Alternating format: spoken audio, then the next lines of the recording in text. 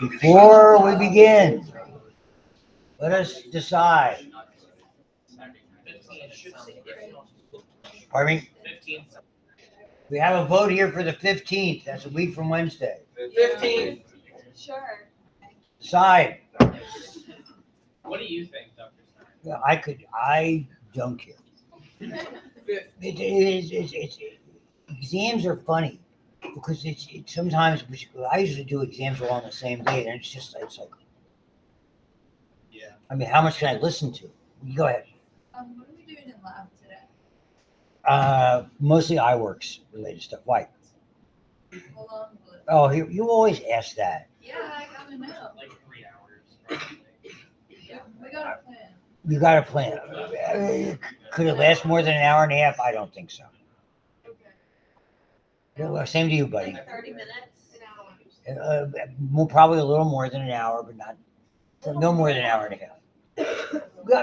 I've got stuff I need to do. I wanted to do at least 2 things in iWorks. Do we have practical today? What? Do we have practical? No, we don't. We just have a presentation. Presentation. Oh, we have no practical. What's that? Try restrain yourself. That's nice. I'll probably have some kind of like I think I might do some kind of something I'll send home with you guys, which I know appeals to you in your own. It does. Love it. Love it so much. I was going to say cute way, but you can't say that. I want to have. It's okay. Yeah, for you and I, it's okay, but everybody else, I think I would. All right, are we all ready to start? Yes, good. Back to the wonderful world of endocrinology. This is where we left off. I skipped this animation. You certainly can look through it.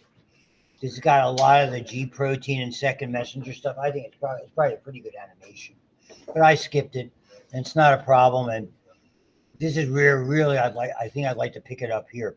Did you get, and were you able to open, if anybody did, those like 15-minute doodads? I was okay. Because I was trying to do that in between soccer matches, and when the dog is napping. They fired the Jesse Marsh too. Who's that? The guy who's the American manager who was doing Leeds United. Oh, so they fired Ted Lasso. Exactly. Exactly. He's been a bad runner for him. Bad runner for him.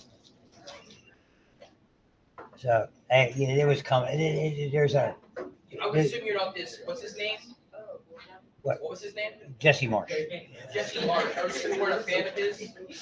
Oh, I didn't like that. He's a good manager but not for the Premier League style. He's very successful at Red Bull Salzburg. He was the first coach for Erling Haaland. So he plays that attacking style. He doesn't have the horses for it. Oh, so he's the Cliff Kingsbury of soccer. Right. Okay. That's a good analogy. Okay. A good analogy. Now we move on. So these are the 3 different kinds of ways that we see stimuli consistently. These all, and basically the frame of this is negative feedback. That's there. Humoral. Okay. Humoral is used a lot. Humoral is basically the monitoring of levels in the bloodstream. There's a gazillion examples. Sugar, calcium are probably as good an example. They're happening to use the calcium example, and we'll get to parathyroid, and really that's important because part of my sort of the subtext of this whole course is the amazing role that calcium levels play as well. We've already seen it with calcium voltage gated channels that are so important in both nerve and muscle physiology. But here's just another, this is why calcium is crazy important that's there. So this is monitored again hypothalamically. So what happens is standard negative feedback. If calcium concentration if it's going down, it stimulates the parathyroid glands, which are the principal controlling mechanism of calcium. And you're going to see when we get into it glandularly, we're going to see there's 3 different areas. It's a review of what we covered in bone, because not everybody was here when we did bone or did bone recently. And basically to review and it's so terribly, Because remember, parathyroid glands are essential glands. We can't live without them because of calcium levels. Yeah, thyroid's something we can compensate for. So what happens is they stimulate, and we'll see when we get into the gland, specifically calcium concentrations to rise, and then as negative feedback, then the stimulation will be removed. So you can see the location again, and we'll get into that, a highly vascular area. Okay, nerve fibers stimulate hormone release. This is the neurals. We just did this. This is fight or flight 101. Sympathetic nervous system stimulate the adrenal medulla, which is not really a true endocrine gland, but in releasing the catecholamines, it effectively has an endocrine-like effect, if you want to think of it that way. But that is what really where the best nugget for neural stimuli. See, it depends. Even when I learned about this forever ago, that was more considered it being endocrine because it was released in the bloodstream. And now, as we understand fight or flight and sympathetic, parasympathetic a little bit better. I mean, that's a long time. Oh my goodness. And hormones, stimulating hormones. It's just who we're just here in MCAT. We just talked about that. FSH and LH, which are hormone stimulating estrogen and progesterone, which are hormones. Okay, so hormone stimulating, and so they come together. So actually, the humoral and the hormonal are intertwined. But what you're going to see are the recurring pattern of arcs, where we see it because they did reproductive in MCAT. We'll get it toward the end of the term in repro physiology. This recurrent theme of blood levels of various chemicals, be they hormones or otherwise, stimuli affecting being sensed in the hypothalamus where the blood-brain barrier is, and then causing the hypothalamus, or by way of its tongue-like projection called to form the posterior pituitary, secreting hormones that either upregulate or downregulate hormone production to the pituitary. So effectively, the two are intertwined. So it's humoral leading to hormonal. So the hypothalamic stimulate or release most of the anterior pituitary hormone. You can see there, we call them RHs and IHs, release hormones and inhibitory hormones. And there's a lot of those. The anterior pituitary then basically does the stimulation that travels throughout the body. So that hypothalamic pituitary target organ loop is all over the place. It's a really pivotal piece of endocrine. And I'm sure for those of you in immunology, you're getting, bits and pieces of this going on. You must hate Mondays, having to go from lab then to I can see that. So today's classic for a Carpenter song. Rainy days and Mondays get you down. Oh, what a great song. So nevertheless, here we are. They're showing it to you, the different types of endocrine gland stimuli, whether it's there's the hormonal. Nervous system modulation, obviously, can modify or inhibit the area. So the overrides are there. And again, fight or flight. Severe stress, hypothalamic nervous system override insulin to allow blood glucose levels to increase. So we have an elegant selection of controls to deal with certain kinds of situations. It's so interesting to me. You can see when certain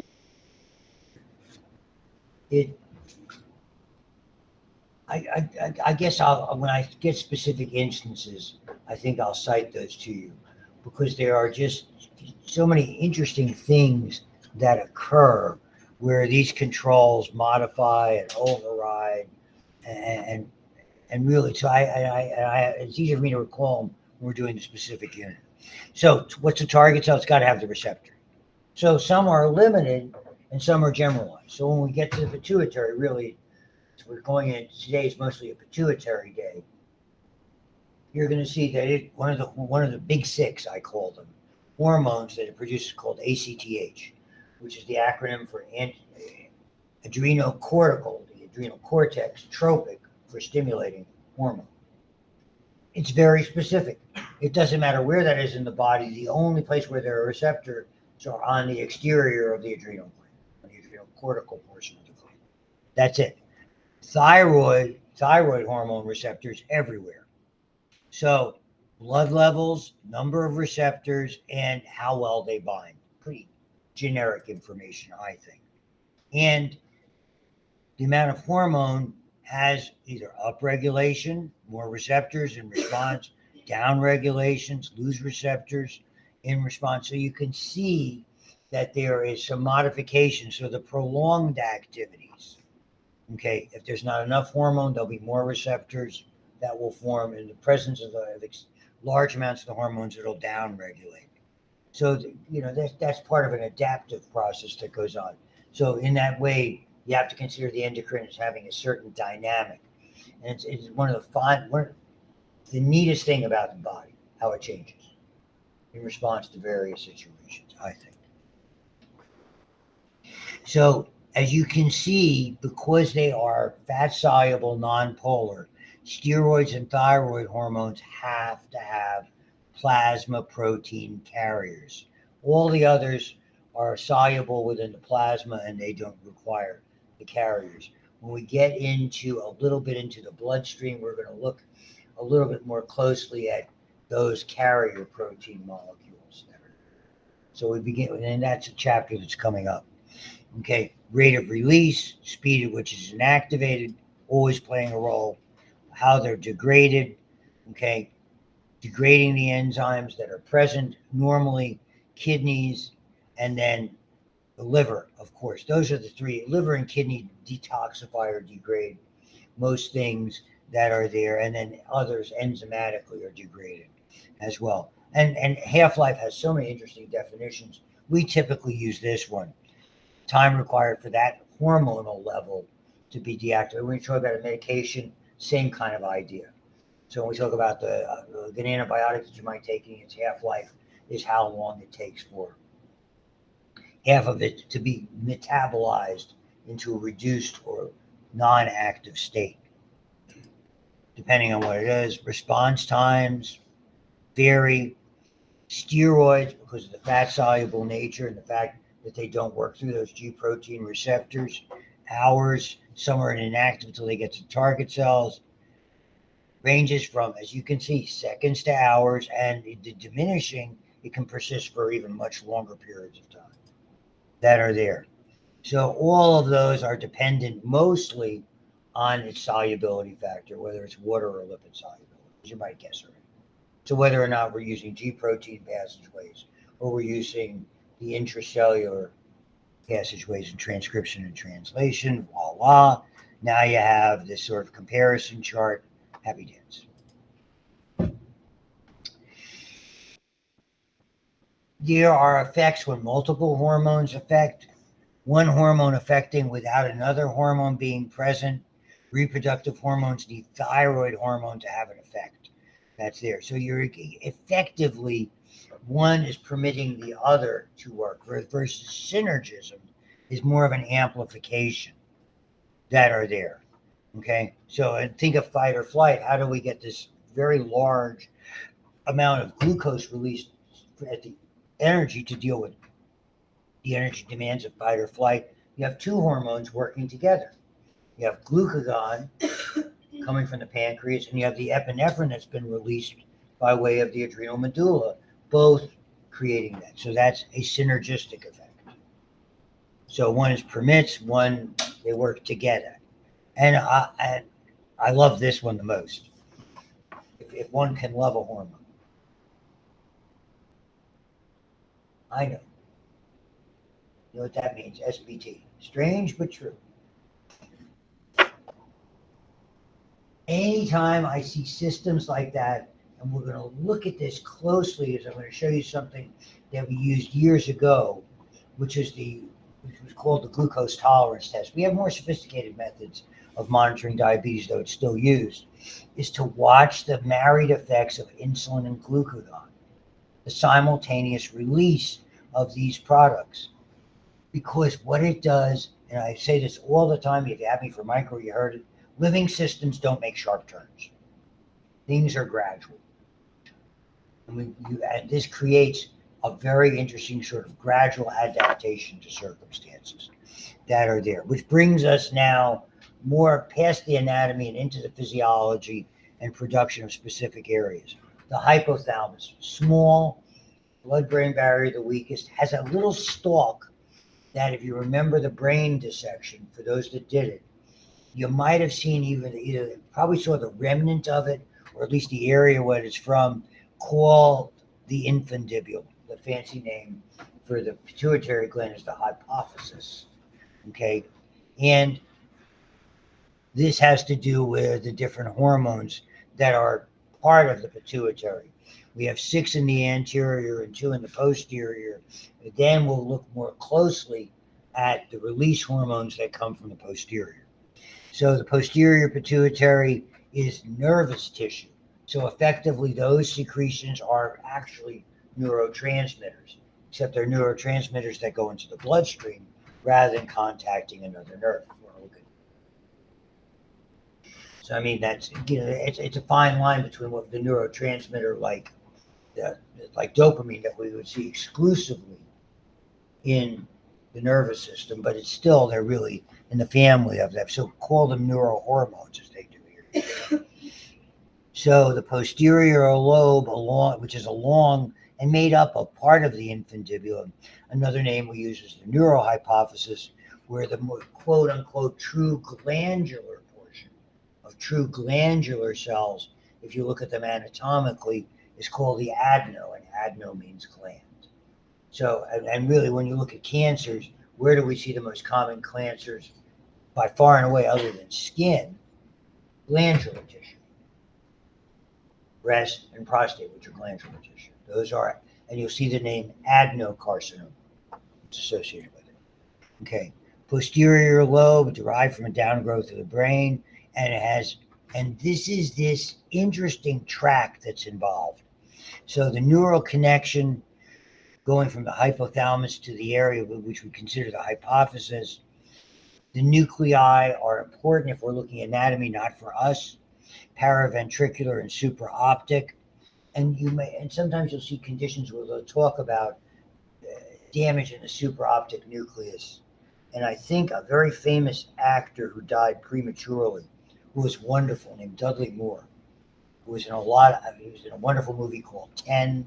He was in the original movie called Arthur with Liza Minnelli, and a brilliant comedic actor, whose career and life was truncated. Not often you get to use truncated in a sentence. Cut short by, I think it was lesions in the supraoptic. Don't quote me on that. The 2 big hormones, here they are. They're simple. They're neuropeptides, roughly 8 or 9. Don't remember which is which. Short chain polypeptides that we can easily make in the laboratory, oxytocin and antidiuretic hormone, also known as vasopressin. So the hormones are stored in the terminals, they're released directly into the bloodstream, they're true hormones. So here you are, paraventricular, supraoptic nuclei, oxytocin, antidiuretic hormone. This is the posterior portion. And obviously there's other terminal that induce other compounds to release that we will get to. Where the anterior lobe is glandular in nature, it actually comes from the lining, the oral lining tissue. It has an elaborate capillary plexus. Okay. Again, when you see anything, and we saw this before digestively, that says the word portal, Portal, it means capillary beds are interconnected. There's not a lot of areas where they go from capillary to capillary. Because normally capillaries to veins, back to the heart, arteries, back we go again. So understand there's a significant difference. When you have 2 effectively capillary beds in sequence, this blood is making a very short trip and not undergoing oxygenation, if you will. So that's where you're going to look at this hypophyseal portal veins, are really the veins that surround the whole pituitary complex. The hypothalamus also stores what are called releasing and inhibiting hormones. And you're going to see the acronyms RH and IH. Release hormones induce the release, inhibiting hormones decrease the release, as you might suspect. So they're basically controlling hormones that are there. And they're just showing you those. And here you get to the anterior pituitary. These are the 6 you have to know. Growth hormone. Targets everywhere, nearly all cells for growth hormone. Sometimes called, and typically the distinction between GH and HGH is the HGH is probably the synthesized version, if we think of it today. And again, and we'll get into a little bits about the performance enhancing and all that type of stuff. TSH, multiple targets but limited in their location to the thyroid stimulating hormone. One of the best known and most studied arcs, because it plays such a pivotal role in everything. The thyroid is underrated. The thyroid is basically everything you do, everything your body does, rather. The thyroid pretty much plays a role in it. So if your thyroid levels are stable, all the other things function where they're supposed to. Okay. ACTH, I talked about before, specific limited targets, but they're all in the adrenal gland. And the last 3 are all reproductive.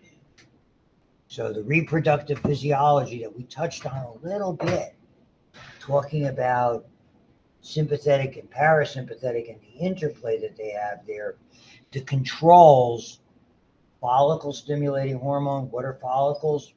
Ovaries and testes. Luteinizing hormone. What does that affect?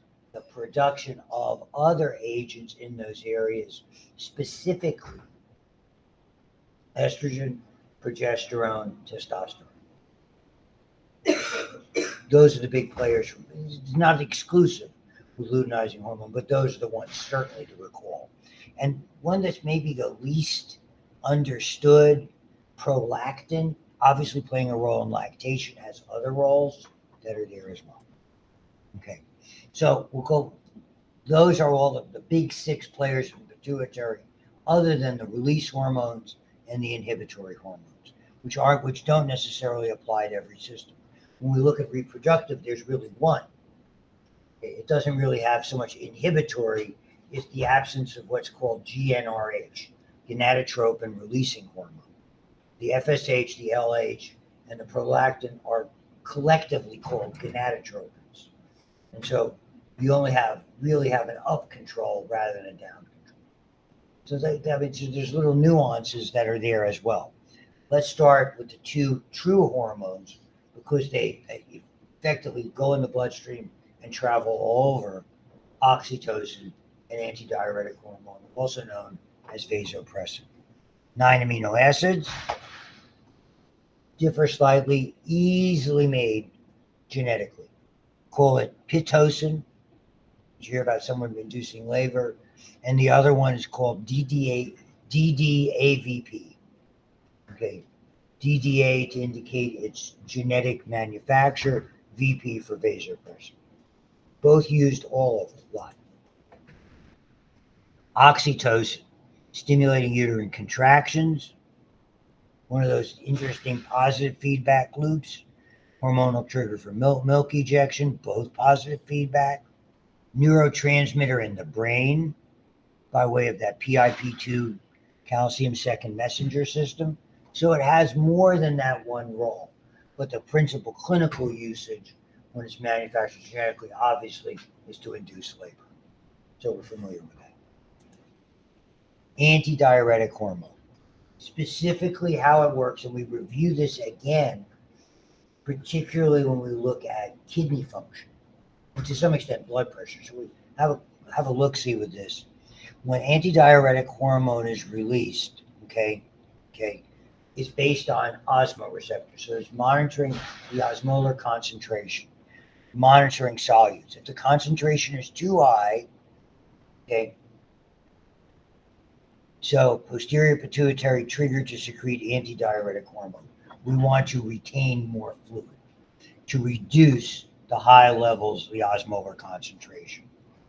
What happens, the kidney tubules are targeted. Get into the kidney anatomy if you don't recall it. The collecting tubules, what happens is antidiuretic hormone in that area inserts basically openings that allow for more resorption of water, and it limits urine formation. That's there. So you're resorbing more water, hence the name antidiuretic hormone. Other things trigger it: pain, low blood pressure, because you want to increase blood pressure, keep more fluid in. Certainly, drug agents do it. It's interesting that it has an effect more globally with regard to that. And maybe I told you about it. The antidiuretic hormone, people who get with clotting problems, it seems that it impacts, and I'll have to look up the mechanism. My first wife had a disease called von Willebrand's disease.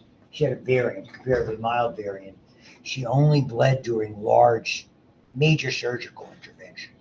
She had a bleed, and I get back to this anecdote again about transfusions, because she had to have a transfusion back in '81 when they were wedging her ovaries in an effort to get pregnant. Back to that pregnancy thing. And it ended up that, and then they found out by using the DDAVP that she had to have a dental extraction, she had to have this done. She would have to have a surgical procedure, she had to have injections of this. So we get it, we either order it, like for going to the dentist and get it from the pharmacy, expensive because it's genetically manufactured. Okay, or in the hospital sense, obviously they have it on board. So I'll have to review the actual mechanism for that. The interesting thing is inhibited by diuretics for years targeted this, and that was the first line treatment for folks with high blood pressure. You know, it's all about the fluid. So you induce them to get rid of the trouble was they had a limited effect over time, so they became less sensitive to diuretics, the kidneys, and more importantly, they lowered the blood pressure too rapidly and caused a lot of problems with orthostatic hypotension that we talked about in the autonomic nervous system here. People who got dizzy and could fall when they got up too rapidly. The other one, and some of you perhaps within the last week or so became familiar with this interesting effect about that alcohol, and one of the reasons why alcohol is not a useful general anesthetic, okay, it inhibits, as I told you, vasopressin, which helps to augment your clotting mechanism. What it does here is, and many of you have noticed that when you're drinking a lot, you tend to have to run to the bathroom. Just saying. Particularly kind of after the first time you go, then it's nonstop. It's okay. I actually had a couple of glasses of Prosecco last night. Sparkling white wine of the Veneto. No Bellini fans? You know what a Bellini is? Prosecco with white peach extract. It was white peach puree. It's a very famous cocktail. Peach Bellini. What? Peach Bellini. Oh, Happy Dance. Oh, that's a cocktail. And then you can make a modified Negroni with that. You can do some fun stuff with Prosecco.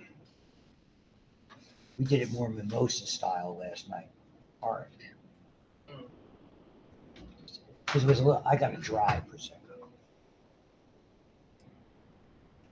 Oh, you guys are terrible. Okay, here's the big deficiency.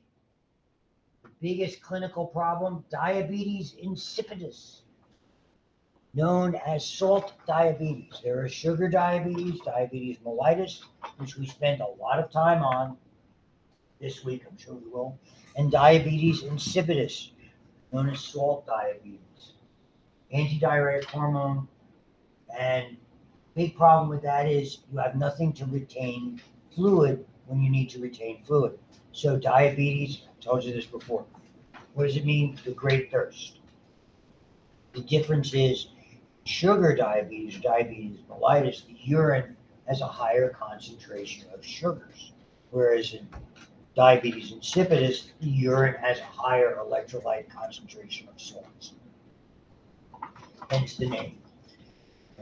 So you can deal with it. Nowadays, you certainly can deal with it because we have we can make it genetically. The problem is if it's excessive, okay, then you're dealing with problems. That's a lot. The overabundance is much harder to deal with than the absence of, as you might guess.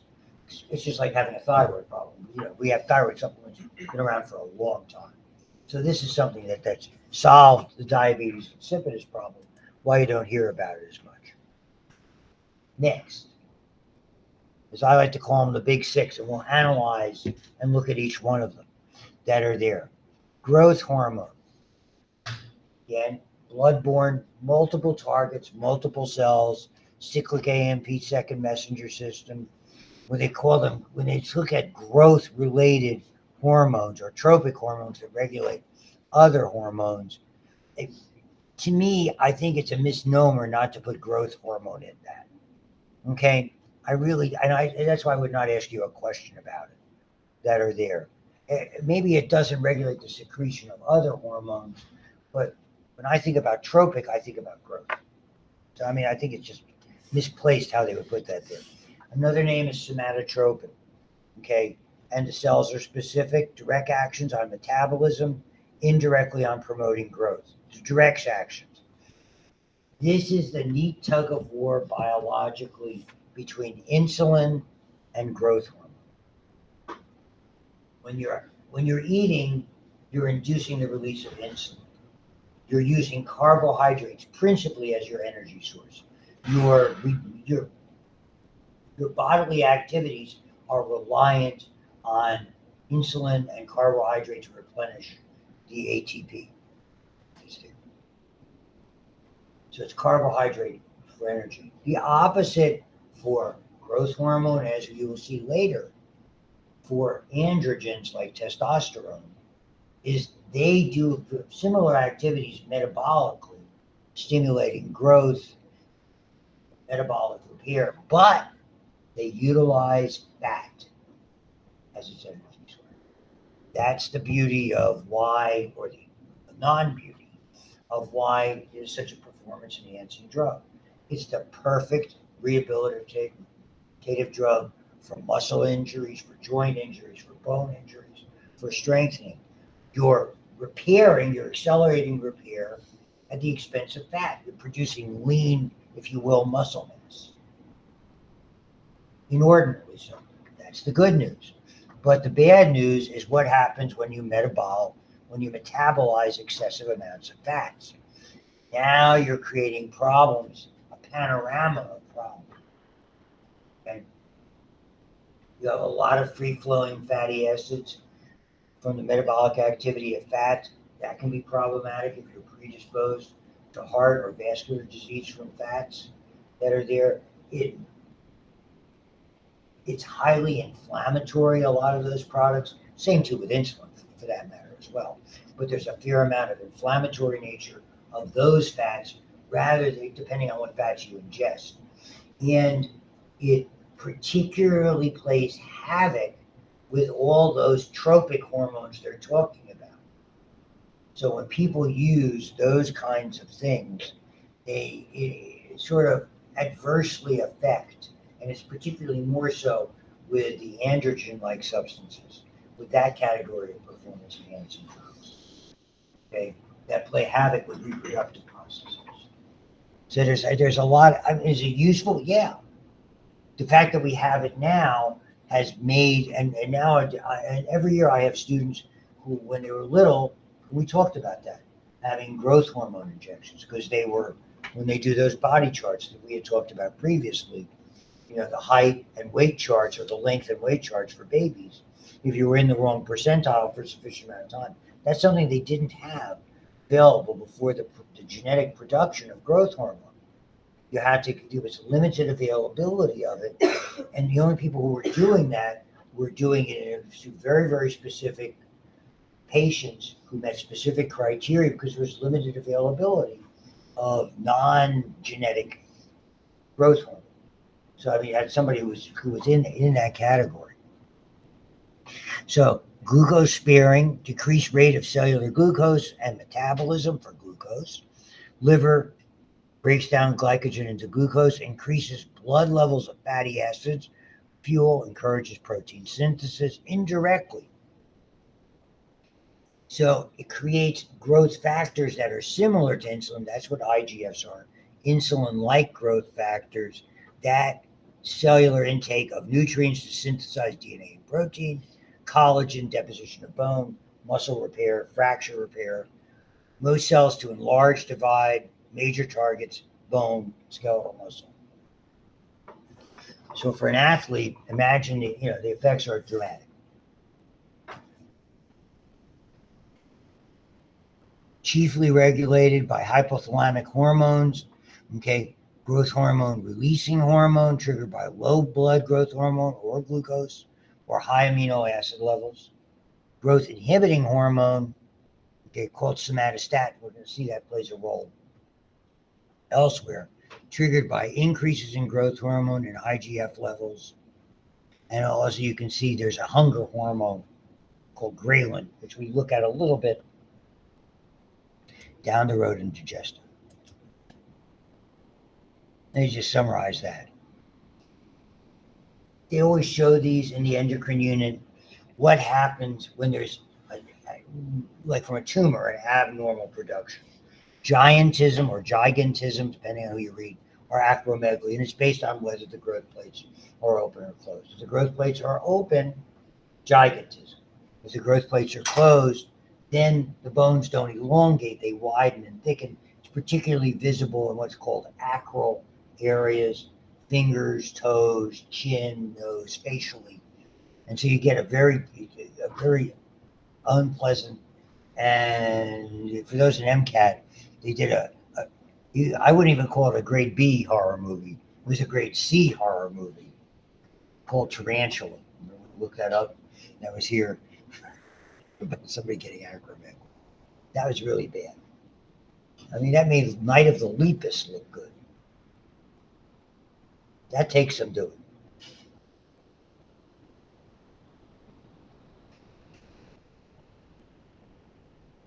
Anybody ever see Plan 9 from Outer Space? Considered I have to put this in. Johnny Depp fans? 1992. And Depp had already done Edward Scissorhands and some other stuff he'd been obviously in TV. And he took on a role by Tim Burton directed, because Tim Burton was so offbeat. He focused on the man considered Edward V. Wood Jr., who was interesting, a pilot in World War II, who was the strangest guy in the world. And he made terrible, terrible movies, the worst of which was Plan 9 from Outer Space, by far. He was a cross-dresser, and he, which you think of it in 1952, was a little unusual to see. And he worked with some very strange individuals and developed a very close friendship with the aging and sort of out of the picture Bela Lugosi, who was the original Dracula. And it's all about a movie he made, and it really deals with this guy's life. And Johnny Depp does the main character. The guy who played Bela Lugosi, the late Martin Landau, won an Academy Award for his portrayal. Martin Landau was early on. He was in the original Mission Impossible TV series. He was like a main character. And he was even in Hitchcock movies as a bad guy before that. Fabulous actor.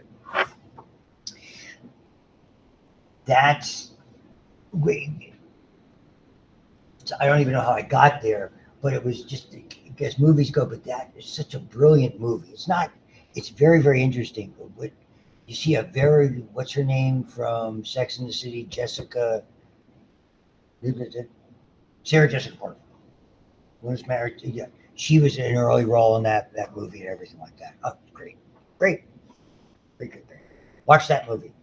You can easily find. I'm sure you can find that movie. It's called Ed Wood. As an old world, a guy who predated WWE, Tor Johnson, was arrested. It's great. Nevertheless, so you'll see these and pituitary dwarfism.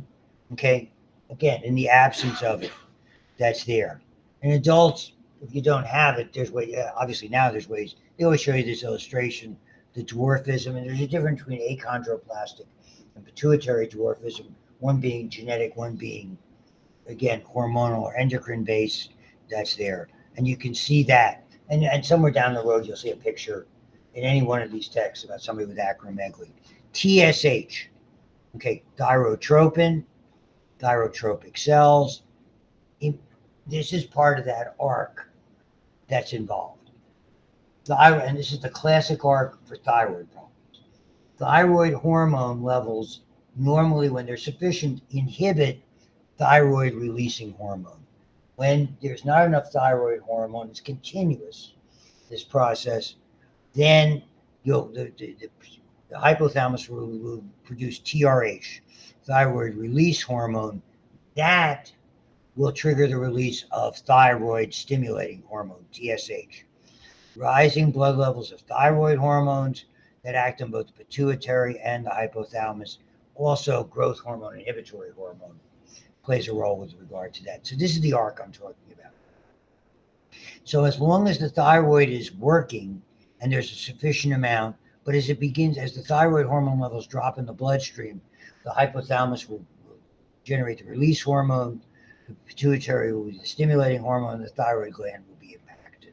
So you can see the inhibition of the thyroid hormones, adequate amounts in the bloodstream, will inhibit both the anterior pituitary and the hypothalamus. Down the road, when we look at the thyroid hormone proper, you will see how famously goiters were a problem, and still are in various areas. And the reason we don't have it, because of iodine that's inherently now become part of our diet over the last 100 years. So, and that just, and I'm sure you did this before, that's iodized salt. Most of the salt any of the prepared foods or salt that you and I ingest is iodized salt because it's commercially inexpensive. I mean, if you're using like Himalayan pink or sea salt, okay, it's not iodized. You can even get iodized salt and kosher salt.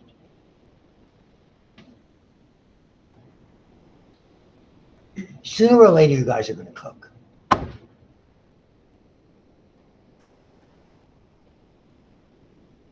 Emerald, bam. ACTH. I tell everybody, my dad used to go to the doctor about every 6 months and get a shot of this. He felt better. Yeah, don't know why. I think it was up here. Okay. Corticotropin, another name for it. Okay.